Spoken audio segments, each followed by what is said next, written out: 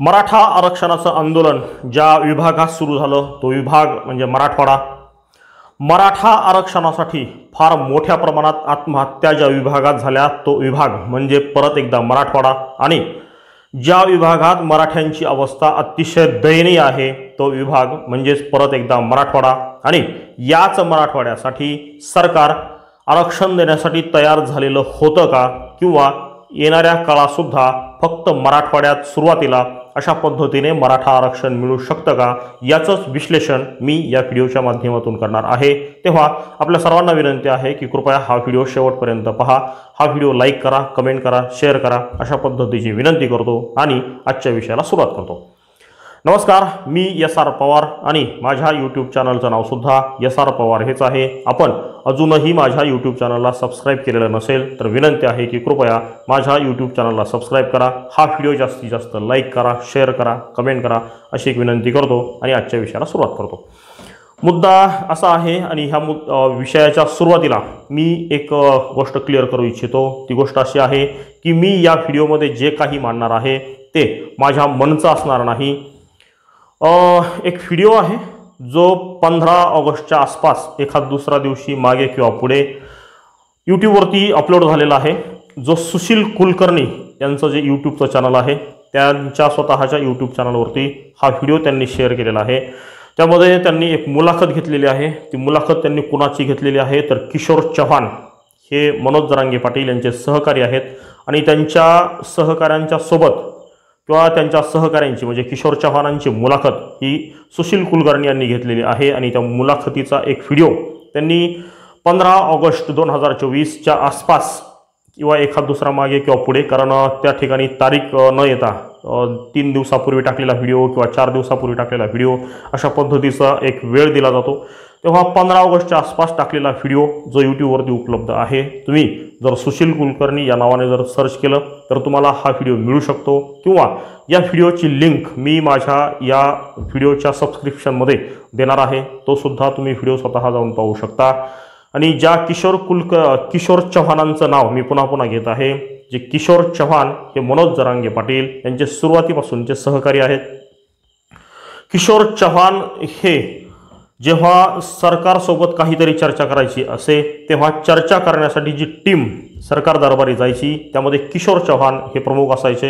आणि किशोर चव्हाणांनी काही गोष्टी नमूद केलेल्या आहेत, फक्त त्याचं विश्लेषण मी या व्हिडिओच्या माध्यमातून करणार आहे। या व्हिडिओमध्ये मी जे काही बोलणार आहे ते माझ्या मनचं असणार नाही, फक्त जे काही मुद्दे या ठिकाणी त्या व्हिडिओच्या संदर्भाने समोर आलेले आहेत तेच मी या ठिकाणी मांडणार आहे आणि त्याचं विश्लेषण करण्याचा एक छोटासा प्रयत्न करणार आहे। आता मुद्दा असा आहे की हा व्हिडिओ केव्हा आला तर तो 2-3 दिवसापूर्वी म्हणजे 15 ऑगस्ट 2024च्या आसपास आला। व्हिडिओ कुणी बनवला तर तो सुशील कुलकर्णी यांनी बनवला। कोणाची मुलाखत घेतली तर ती किशोर चव्हाणांची मुलाखत घेतली आणि किशोर चव्हाणांनी काही गोष्टी या ठिकाणी नमूद केलेल्या आहेत, त्याचं विश्लेषण मी या ठिकाणी नमूद करणार आहे। परंतु तत्पूर्वी मी अजून एक गोष्ट क्लिअर करू इच्छितो की मनोज जरांगे पाटील यांनी जी काही भूमिका घेतलेली आहे त्यांच्या भूमिकेला अपोज जाण्याचा अजिबात कसलाही संबंध नाही।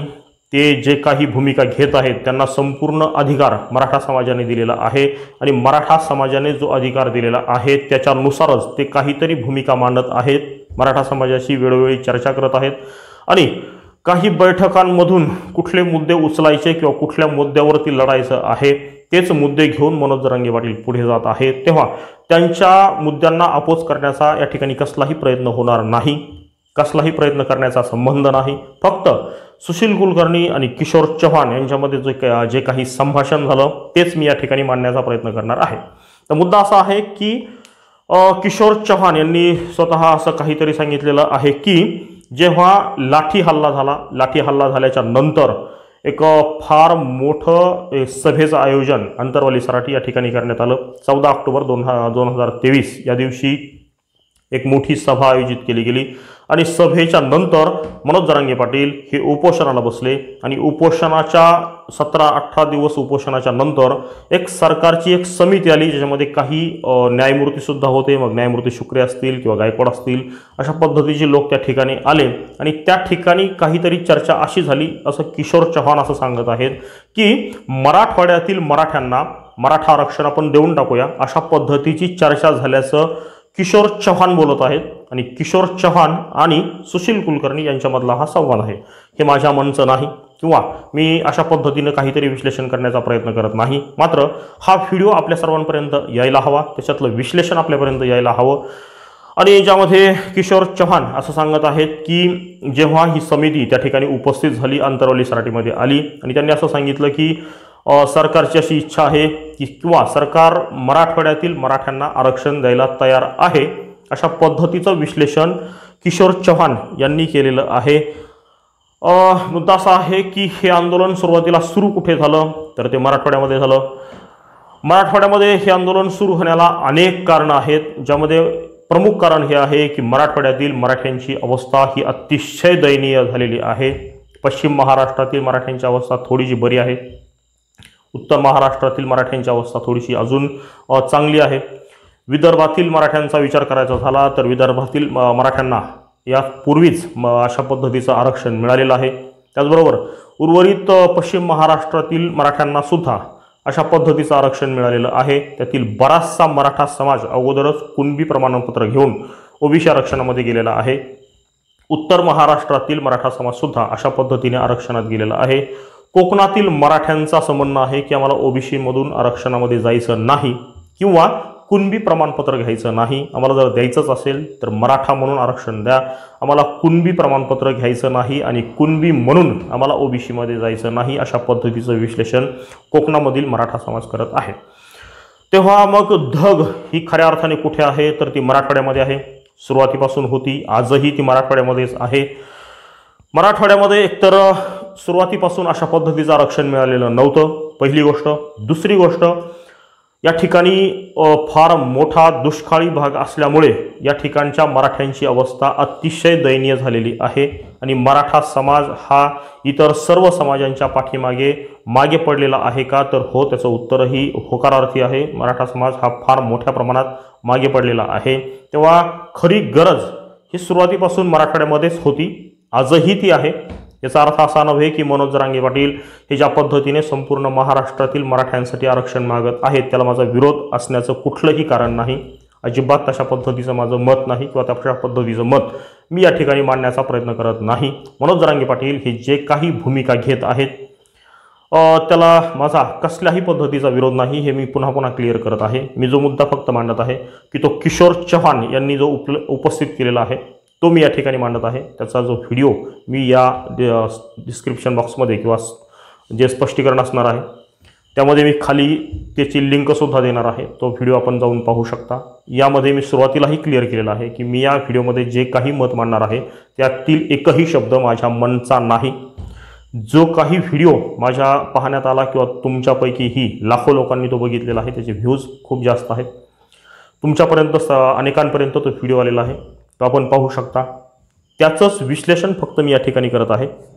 आणि जर मग अशा पद्धतीनं जर असेल आणि 2023च्या ऑक्टोबर नोव्हेंबरमध्ये जेव्हा मनोज जरांगे पाटील उपोषणाला बसलेले होते आणि उपोषण जेव्हा 17 दिवस झालेलं होतं आणि उपोषण सोडवण्यासाठी जी समिती आलेली होती आणि ती समिती जर असं म्हणत असेल की मराठवाड्यातील मराठ्यांना सरकार आरक्षण द्यायला तयार आहे, तर मग मला असं वाटतं की याचा विचार व्हायला हवा होता का, याचा विचार खरं म्हणजे आपण सर्वांनी करावा, यासाठी मी हा मुद्दा उपस्थित करत आहे। याचा अर्थ असा नव्हे की पश्चिम महाराष्ट्रातील मराठ्यांना मग आरक्षण देऊच नये, अशा पद्धतीनं कुठेही मी अपोज करत नाही किंवा माझं वैयक्तिक मत मी या ठिकाणी मांडण्याचा प्रयत्न करत नाही।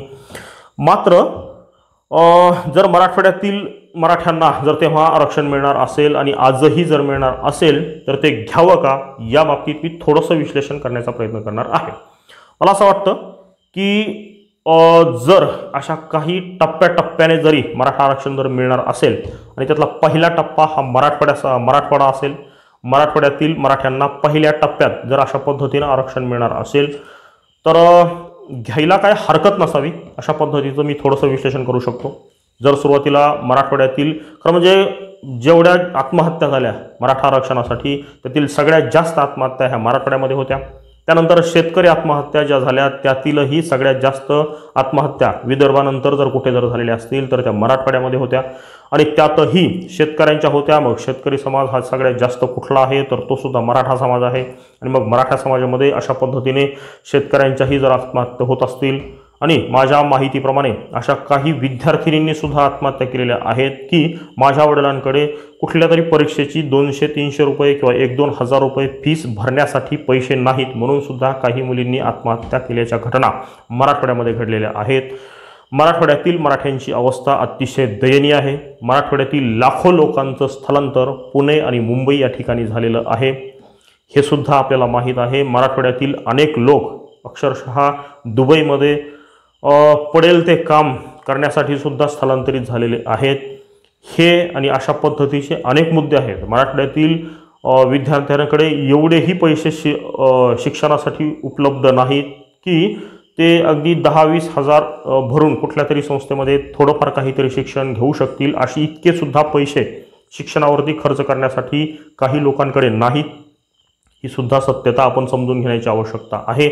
आणि आज खऱ्या अर्थाने महाराष्ट्रामध्ये अनेक शैक्षणिक संस्था आहेत, मग ते इंजिनिअरिंग कॉलेजेस असतील, MBBSचे कॉलेजेस असतील, BMSचे कॉलेजेस असतील किंवा यासारखे अनेक शेकडो काही कोर्सेस आहेत आणि ज्यामध्ये काहीतरी लाख 1.5 लाख रुपयांची फीस भरून यामध्ये मुलं शिकत आहेत आणि तेवढे पैसे भरण्यासाठी सुद्धा मराठवाड्यातील लाखो शेतकऱ्यांना आणि लाखो मराठ्यांना एवढे सुद्धा पैसे उपलब्ध नाहीत। मग अशा पद्धतीच्या मराठवाड्यामध्ये जर असं काही एक टप्प्यात जर आरक्षण मिळत असेल तर ते घेतलं जावं का? तर माझं मत आहे वैयक्तिक की ते घेतलं जायला काय हरकत नाही। म्हणजे तुम्ही टप्प्याटप्प्याने पण घेऊ शकता। पहिला टप्पा समजा मराठवाड्यासाठी आहे, मराठवाड्यातल्या मराठ्यांना जर अशा पद्धतीनं आरक्षण जर मिळालं तर तुमचं जी मागणी आहे सगळ्या मराठ्यांना आरक्षण मिळण्याची, त्याला एक सपोर्ट मिळेल, तुम्हाला एक आधार मिळेल। एकतर तुमच्याकडे मराठ्यांनाच कुणबी प्रमाणपत्र मिळालेलं आहे, हा एक तुमच्याकडे सपोर्ट आहे, तुमच्याकडे आधार आहे। भविष्यामध्ये तुम्हाला अजून एक आधार मिळू शकतो की ज्या पद्धतीने विदर्भातील सर्व मराठे कुणबीमध्ये आहेत त्याच पद्धतीने मराठवाड्यातीलही जर मराठे कुणबीमध्ये जर आले तर तुमच्याकडे अजून एक मुद्दा तुम्हाला मिळू शकतो की विदर्भातील आणि मराठवाड्यातील मराठे जर कुणबीमध्ये आहेत तर उर्वरित महाराष्ट्रातील मराठे सुद्धा कुणबीमध्ये घेतले जावेत, या पद्धतीने सुद्धा तुम्ही भविष्यात मागणी करू शकता। अर्थात मनोज जरांगे पाटील यांना कशा पद्धतीने मागणी करायची आहे याचं संपूर्ण स्वातंत्र्य त्यांना आहे आणि आत्ता त्यांची जी प्रतिमा मराठा समाजामध्ये आहे किंवा महाराष्ट्रात आहे त्यांना शिकवण्यापर्यंत कुणीही जाऊ शकत नाही किंवा आपण इतकेही मोठे नाहीत की आपण त्यांना शिकू शकतो। मात्र मराठवाड्यातील मराठ्यांची अवस्था पाहण्यासारखी नाही किंवा त्यांची अवस्था ही फार दयनीय आहे, हाच मुद्दा मी मांडण्याचा प्रयत्न करत आहे। आणि मग मराठवाड्यातील मराठ्यांना जर अशा पद्धतीने पहिल्या टप्प्यात जर आरक्षण मिळत असेल तर ते घ्यायला हरकत नसावी, अशा पद्धतीचं विश्लेषण मी करतोय। आता राहिला मुद्दा मनोज जरांगे पाटील यांचा, तर मी एका गोष्टीची आठवण करून देऊ इच्छितो की छत्रपती शिवरायांवरती सुद्धा त्यांच्या संपूर्ण संघर्षाच्या काळामध्ये अनेक संकट आली होती। जेव्हा जेव्हा संकट आली तेव्हा शिवरायांनी 2 पावले मागे घेण्याचा आदर्श सुद्धा आपल्या महाराष्ट्रातील जनतेला आणि देशातील जनतेला घालून दिलेला आहे, याची सुद्धा आपल्याला जाणीव असली पाहिजे। जर अशा पद्धतीनं असेल तर मनोज जरांगे पाटील यांनी एक टप्पा हा पहिला टप्पा म्हणून जर स्वीकारला आणि संपूर्ण मराठा आंदोलक जे आहेत त्यांनी हा पहिला टप्पा म्हणून जर स्वीकारला तर निदान ज्या ठिकाणी खऱ्या अर्थाने धग आहे त्या ठिकाणचं वातावरण थोडं शांत होऊ शकतं, त्या लोकांना थोडाफार फायदा होऊ शकतो आणि त्याचा आधार घेऊन तुम्ही उर्वरित महाराष्ट्रातील जनतेला मराठा आरक्षण मागू शकता, अशा पद्धतीचं विश्लेषण करू शकतो। तुमची मतं यापेक्षा वेगळी असू शकतात, तुमच्या सर्वांच्या मतांचा मी आदर करत आहे। तुमची मतं जर त्यापेक्षा वेगळी असतील तर तुमच्या मतांचं मी स्वागत करतो आणि तुम्हाला सर्वांनाही आव्हान करतो की तुमची काही मतं जर वेगळी असतील तर ती अवश्य कमेंटच्या माध्यमातून मांडा, जेणेकरून ती माझ्यापर्यंतही पोहोचतील आणि उर्वरित महाराष्ट्रातील सर्व जनतेपर्यंतही पोहोचतील। तुमच्या सर्वांच्या चांगल्या मतांचा, सकारात्मक मतांचा मी आदर करतो आणि स्वागतही करतो। तेव्हा मी परत एकदा क्लिअर करत आहे की मनोज जरांगे पाटील यांचं जे आंदोलन चाललेलं आहे ते योग्य दिशेनेच चाललेलं आहे, त्याच्यामध्ये कसलीही शंका कुशंका घेण्याचं कारण नाही। त्यांच्या आंदोलनामध्ये कसलीही ढवळाढवळ करण्याचा सुद्धा माझा प्रयत्न नाही, असणार नाही, असू शकत नाही।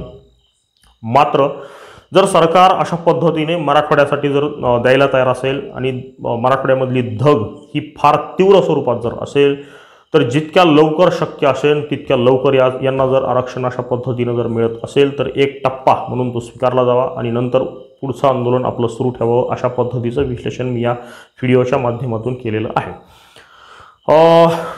बरेच जण असे असतात की ते थोडंसं वेगळ्या पद्धतीने किंवा हे आंदोलन चिरडण्यासाठी किंवा दडपण्यासाठी वेगवेगळे मुद्दे मांडत असतात किंवा त्यांना मनोज जरांगे पाटील यांना विरोध करत असतात. हा व्हिडिओ त्यांना विरोध करण्यासाठी नाही, मात्र किशोर चव्हाण आणि सुशील कुलकर्णी यांच्यामधला जो संवाद आहे त्यामधला हाच सूर होता. हा सूर मी या ठिकाणी फक्त मांडण्याचा प्रयत्न केला. बाकी सुशील कुलकर्णी यांनी किशोर चव्हाण यांची जी मुलाखत घेतलेली आहे ती मुलाखत मी या लिंकमध्ये टाकणार आहे. त्याची लिंक मी या व्हिडिओच्या डिस्क्रिप्शनमध्ये टाकणार आहे, तो सुद्धा आपण पाहू शकता. आणि मी सुरुवातीला सांगितलं की मी यामध्ये काही मंच मांडत नाही, मात्र जे पाहायला मिळालं, जे तुमच्यापर्यंतही पोहोचलेलं असेल तेच फक्त या ठिकाणी मांडण्याचा प्रयत्न केला. आणि जे आंदोलन मराठवाड्यामध्ये आहे त्यातलं दुसरं अजून एक मुद्दा असा आहे की महायुतीला याचा फायदा होईल का? हो, 100% होईल. महायुतीलाही होईल. महाविकास आघाडीवाले तर अजूनही भूमिका जाहीर करायला तयार नाहीत, ते भूमिका जाहीरही करणार नाहीत. अशा पद्धतीचा एक वेगळा व्हिडिओ मी बनवलेला आहे आणि जो मी या चॅनलवरती टाकलेला सुद्धा आहे. महायुती सध्या कोंडीत आहे. महायुती अशा पद्धतीने प्रश्न सोडू शकते का? तर हो, सोडू शकते. जर मराठवाड्यातील मराठ्यांना अशा पद्धतीने मराठा आरक्षण जर दिलं, कुणबी सर्टिफिकेट फक्त मराठवाड्यामध्ये जर सरसकट जरी दिलं तरी हा प्रश्न 70-80% सुटू शकतो. आणि उर्वरित प्रश्न तुम्ही यथावकाश सोडू शकता, ज्यामध्ये मनोज जरांगे पाटील यांचं आंदोलनही सुरू आहे, सरकारही त्यासाठी प्रयत्नशील आहे. त्या पद्धतीनेही तो प्रश्न सुटू शकतो. महायुतीला याचा फायदाही होऊ शकतो. त्यांच्या विरोधातलं जे वातावरण आहे ते थोडंसं निवळूही शकतं. तेव्हा एक वेगळा मुद्दा मी मांडण्याचा प्रयत्न केला. हा मुद्दा जर आपल्याला खरोखर आवडला असेल तर माझी विनंती आहे की कृपया माझ्या यूट्यूब चॅनलला सबस्क्राईब करा. हा व्हिडिओ जास्तीत जास्त शेअर करा, लाईक करा, कमेंट करा. अशा पद्धतीची विनंती करतो आणि या ठिकाणी थांबतो. धन्यवाद.